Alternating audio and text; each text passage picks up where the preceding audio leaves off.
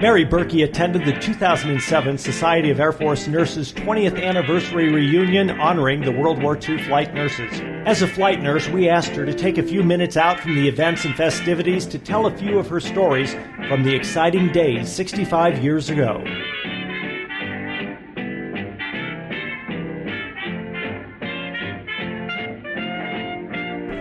Tell us, Mary, how you first got into the military. Well, of course, at Pearl Harbor, and my younger brother entered and took flight training at Luke Air Force Base. And I entered in April 13th, 1943. And I had a hard time getting in. I'm short, I'm 4'11", and they didn't want to take me, and I entered in through the Red Cross. And I was sent to Stockton Air Base, which is about 50 miles from San Francisco. Stationed there for my first station. How long were you there before they did I should ask, did you serve in Europe? No, I never left California. Okay. I was stationed at Stockton, and then I was transferred to Mather at Sacramento, which is another 50 miles. And I had just arrived there when my brother was killed overseas. He was a P-38 flyer. So then they sent me home for the memorial. And I flew home in a B-25, and I laid on my stomach in the belly of the plane from Sacramento to St. Louis. Then I returned to Mather and met my future husband, who was a sergeant in charge of the wards. We had 8 wards. And I was there a while, and then they sent me back to Stockton. You want me to keep going on? Please. And got to Stockton, and we had a troop come in from Mississippi. They had scarlet fever. And I contracted scarlet fever. Was sick in the quarters, so about 3 days, and then they put me in the hospital. So I developed rheumatic fever, and from there they sent me up to Mather and I was bedbound for 7 months. Can I ask I'm not going to go off of his list because now I'm just curious. What happens with scarlet fever? I don't know. Well, we break out in a rash and a fever and like the flu, miserable. And then it developed into rheumatic fever, and I had a heart murmur for that. So, but I was in bed for months, couldn't get out of bed. Well, that's the treatment for it. So. Can I ask you, after your brother's death, did that change how you felt about serving in the military? No. He loved what he was doing. He was 21. And then I had 2 other brothers who went in the Navy, and I had a brother-in-law that went into the Army. So we were quite a military family. And prior to that, I had 2 uncles in the First World War. That we just went in just out of the blue, you know. How were your parents during that time? Well, they had 4 of us in all at once. Mother was eventually national commander of the Gold Star Mothers because of the death of my brother. And she was very, very active in that.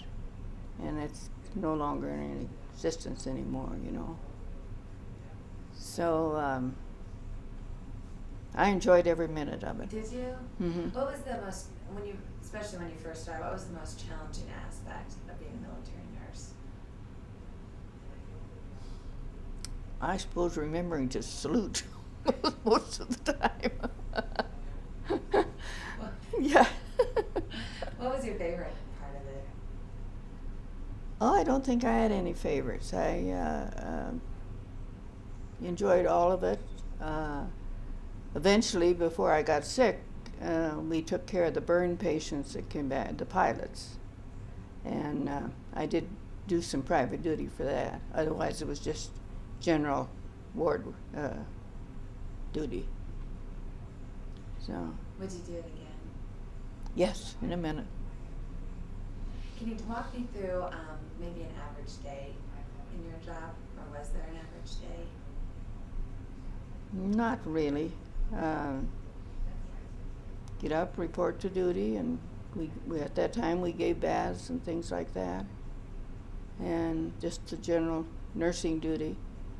I never drank coffee or anything before I went to service, and of course they had a break in the morning, so I eventually learned to drink coffee for the break.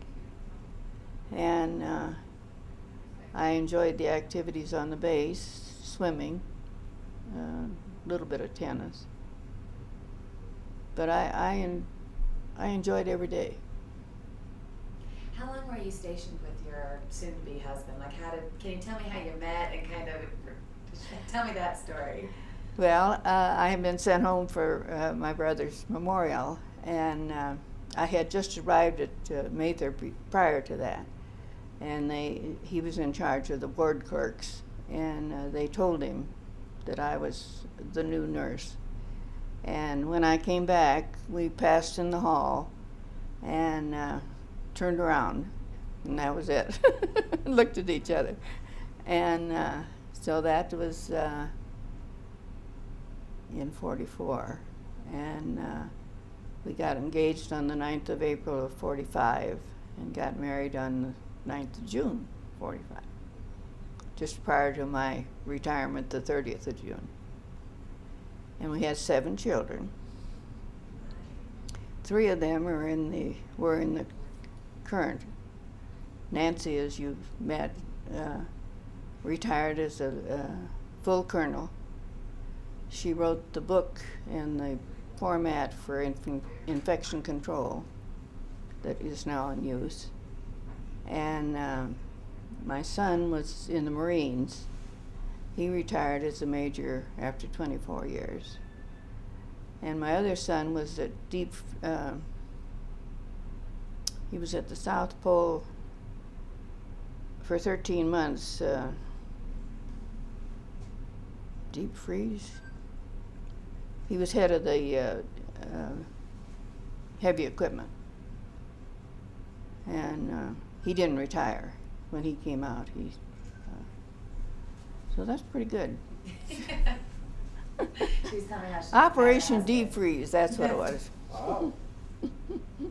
What advice would you give to a current nurse, military nurse?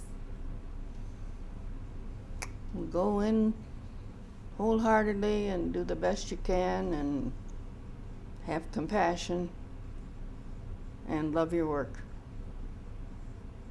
So many of them are just in it now for the money.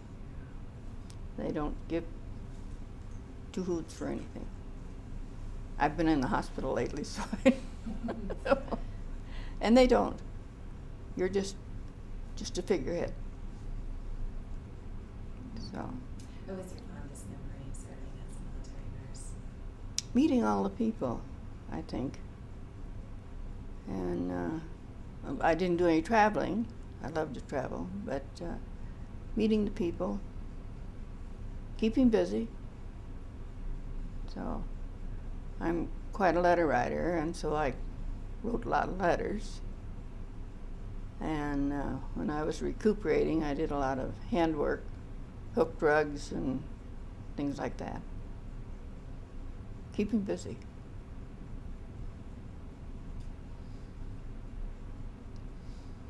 I think I went through the list. Do you have more? Do you have one?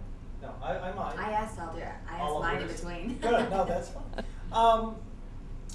When you look back on that time, whether, now you didn't go overseas, but it takes a lot of people to win a war. It takes a lot of people back home, you know, Rosie the Riveter and people in hospitals and people taking care of soldiers or, you know, being rehabilitated and whatnot. What was the morale like among the folks back here?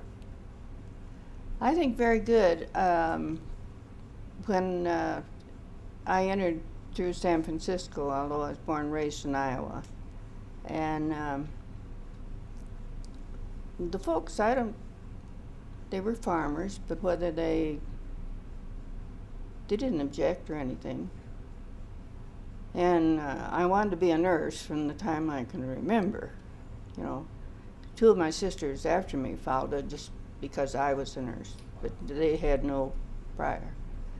And I remember the day I went in, I was scared to death, and all alone, you know.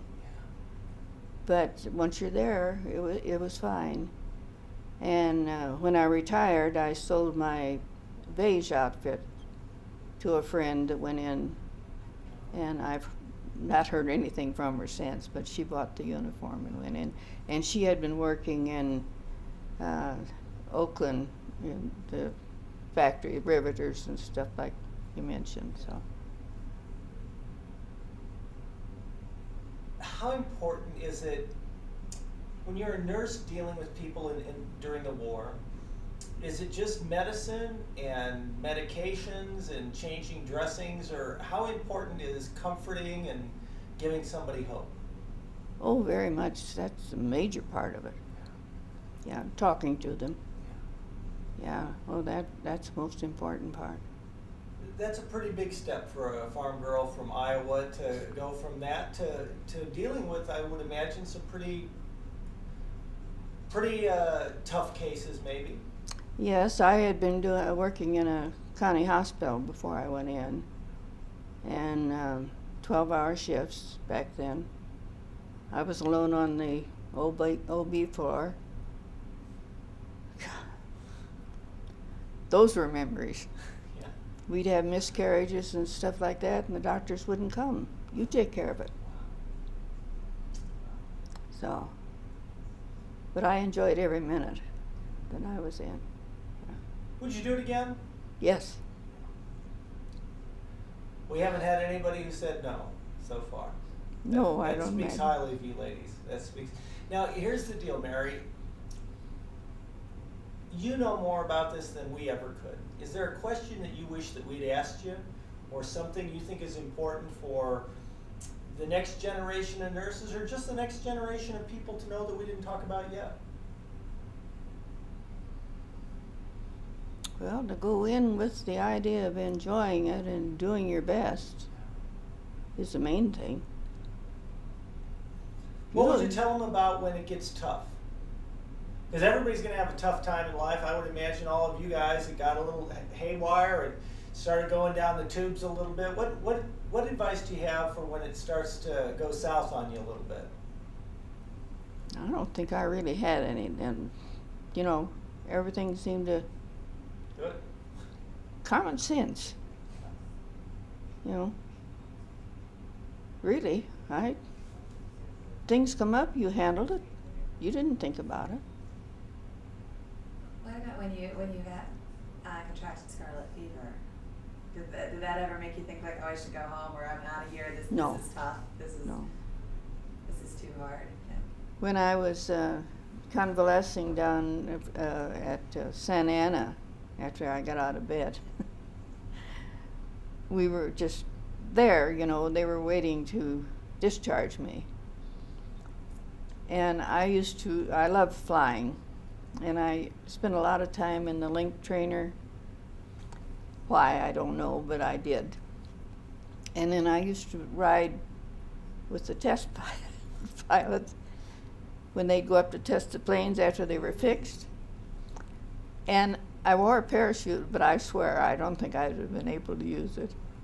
But I would fly in the area around LA and up to Sacramento to visit my future husband and back again. You'd get a pass and go out. I loved that.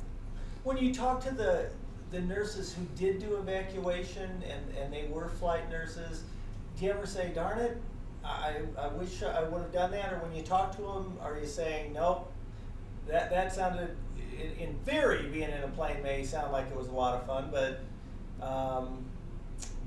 maybe that was... I probably wouldn't have been called on because I was so short. Yeah. But everybody that came back to Mather Field, they had it so easy overseas, they were telling us.